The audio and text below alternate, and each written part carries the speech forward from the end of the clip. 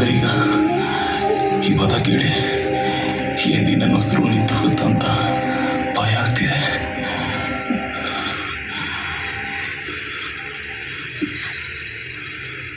ನಾನೀಗ ಇದನ್ನು ಹೇಳಿಲ್ಲ ಅಂದರೆ